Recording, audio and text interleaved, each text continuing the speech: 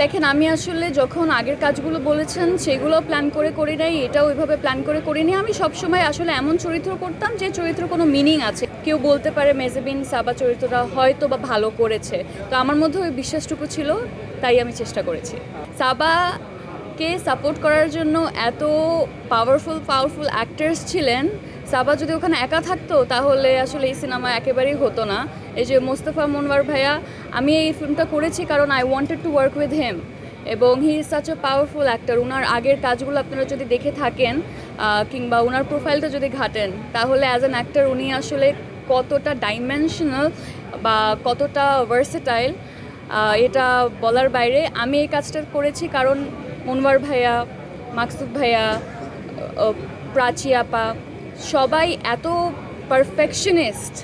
আমি যদি আসলে এই কাজে কোনোভাবে কিছু একটা শিখতে পারি, এটা আমার জন্য একটা বাড়তি পাওয়া।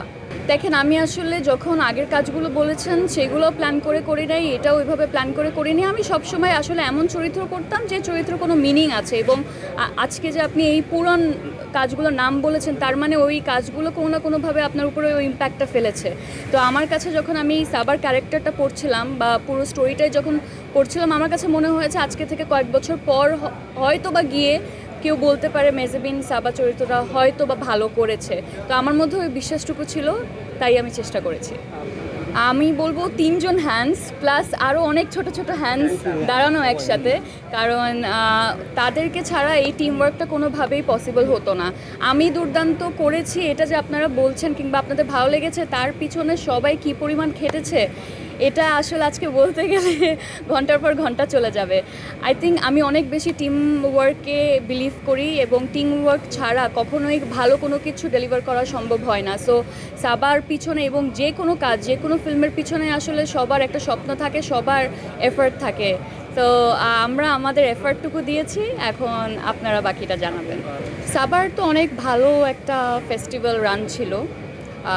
যখন ওই ফেস্টিভ্যাল রানটা শেষ হয়েছে, বিভিন্ন ফেস্টিভ্যাল থেকে ঘুরে এসেছে, বিভিন্ন ধরনের ক্রিটিক্সরা সেটা নিয়ে কথা বলেছে, তাদের মন্তব্য জানিয়েছে।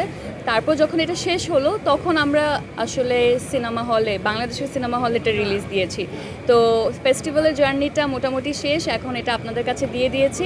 এখন এটা কতটুকু কী করতে পারবে না করতে পারবে এটা আপনাদের হাতে।